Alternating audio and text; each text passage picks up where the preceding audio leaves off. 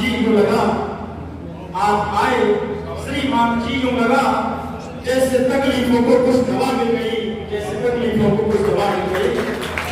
इस क्षेत्र में हम सबके संरक्षक के रूप में आदरणीय दादा नंद किशोर तिवारी जी, भारतीय जनता पार्टी के वरिष्ठ नेता, 2 बार मंडल अध्यक्ष रहे, वर्तमान में जिला प्रतिनिधि हैं, आदरणीय राकेश बाबू तिवारी जी हमारे बीच में, रिंकू सिंह जी, माननीय मंत्री जी मिलते हैं। अब जैसा कि जनप्रतिनिधियों के द्वारा उनका स्वागत होना है, सर्वप्रथम मैं आग्रह करूंगा इस विकासखंड क्षेत्र के प्रधान संघ अध्यक्ष भाई पवन सिंह जी से कि और माननीय मंत्री जी को माला पहनाकर उनका स्वागत करें। भाई पवन सिंह जी, अरुण भागवत सम्मानित गण, जोरदार तालियों के साथ माननीय मंत्री जी का स्वागत। भैया आगे से, भैया थोड़ा आगे जाओ। आप वीडियो बना देना। अच्छा, मोबाइल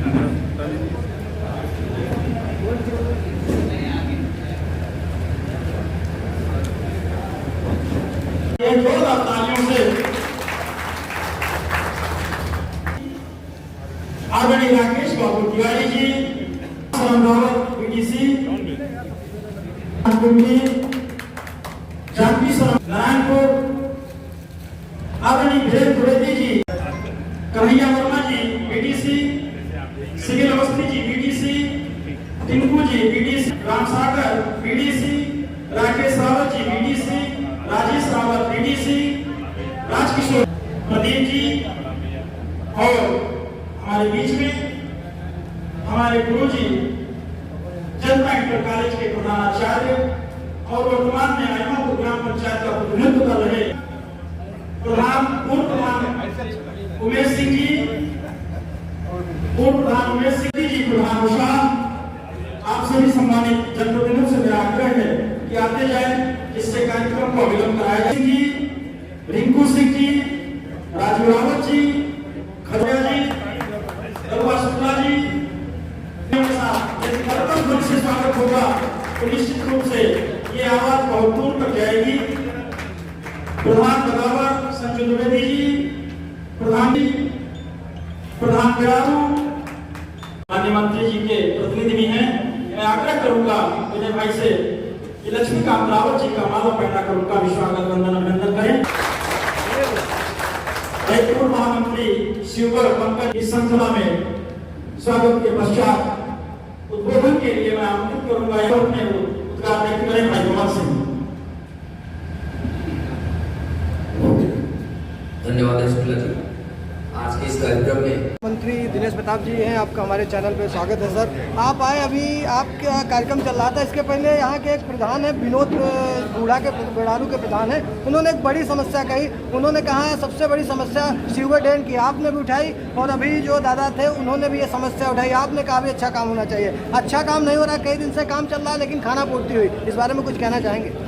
मैं आपके साथ सीवर ड्रेन गया था, याद अगर आपको ना हो तो मुझे ज़्यादा याद है आपसे ज़्यादा। आप मेरे साथ थे और आप खुद लेके गए थे, आपके पिताजी जी भी थे। सीवर ड्रेन के पुल पर मैं खड़ा था, शायद वही सीवर ड्रेन होगी। जी जी बिल्कुल। तब भी मेरी चिंता का विषय सीवर ड्रेन था, आज भी मेरी चिंता का विषय सीवर ड्रेन है।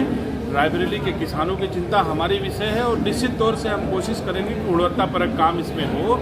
इसको मैं सुनिश्चित कराऊंगा कि बेहतर काम हो। और जब से उत्तर प्रदेश के मुख्यमंत्री योगी आदित्यनाथ जी हुए हैं, मैं समझता हूँ उत्तर प्रदेश में गुणवत्तापरक काम हो रहा है।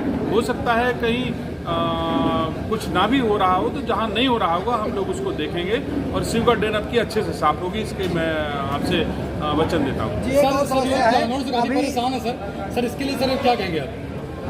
जानवर में बहुत सारी संख्या में लोगों ने भारत सरकार ने अस्थायी और स्थायी गौशाला का निर्माण कराया है। कोशिश उनकी हो रही कि और ज़्यादा से ज़्यादा, लेकिन ये विषय देखिए हमारे किसानों का भी है।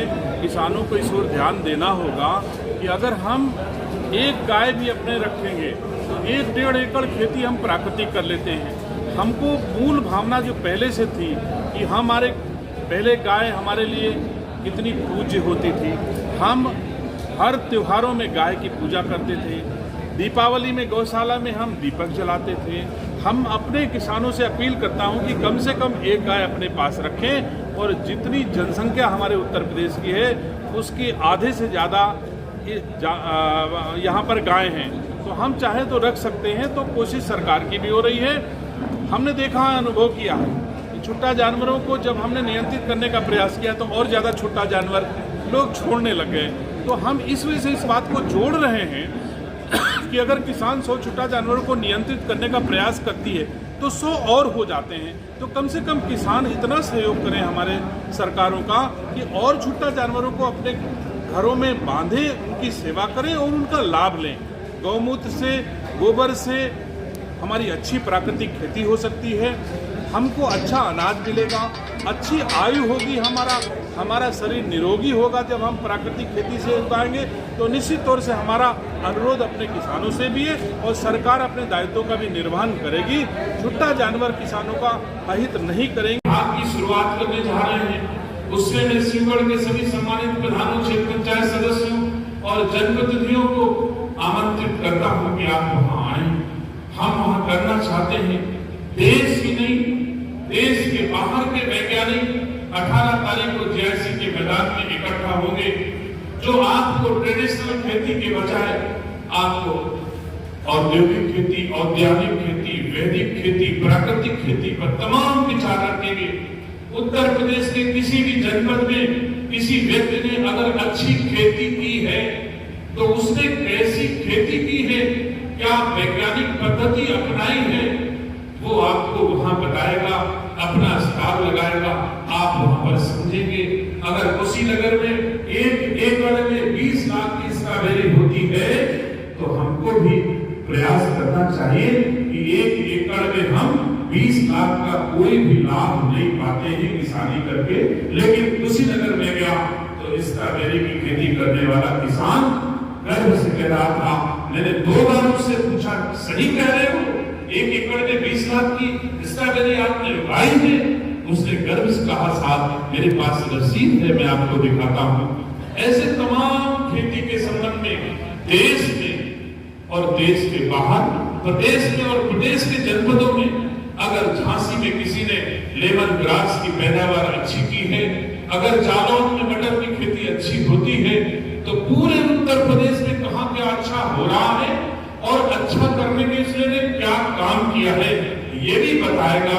और हमारा विभाग, उद्यान विभाग, ऐसी खेती करने के लिए क्या आपका सहयोग कर सकता है, वो भी हमारा उद्यान विभाग के ऊपर से नीचे तक सारे अधिकारी और वैज्ञानिक वहां पर उपस्थित रहेंगे। हमारे विभाग में वैज्ञानिकों के और रिसर्च सेंटर बहुत हैं जो हमारे किसानों को अच्छी पद्धति और आय दोगुनी करने में मदद कर सकते हैं। तो 18 तारीख को आपको सबको आना चाहिए। पहले हम लोग खेती के साथ साथ एक हमारा सह व्यवसाय होता था।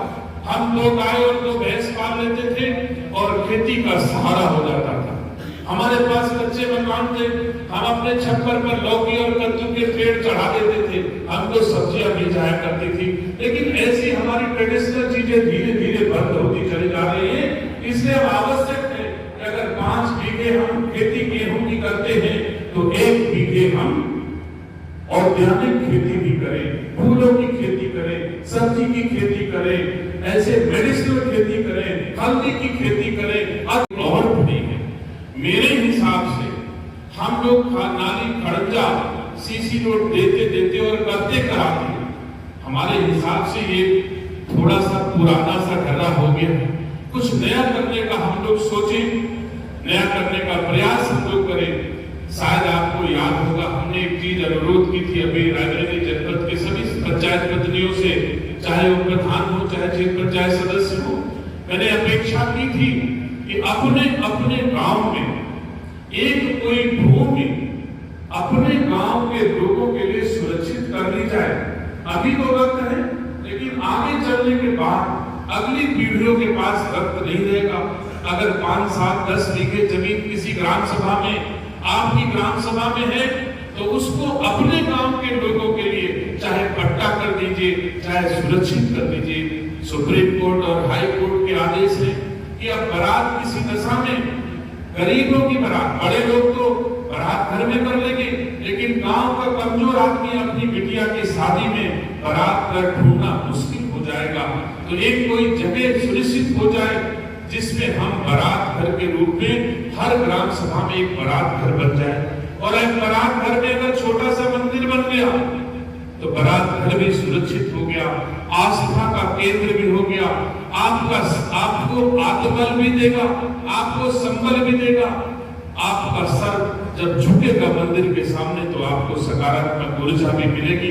अगर राम कथा की आवश्यकता होगी, भगवत कथा की आवश्यकता होगी, तो भी उस भूमि पर आप कथा करा सकते हो। अगर गांव में बाजार लगाने की जरूरत है सब्जी की, तो भी उस जगह पर बाजार लग सकती है। अगर बच्चों को खेलने के मैदान की आवश्यकता हुई, तो भी उस जगह पर खेल का मैदान विकसित किया जा सकता है।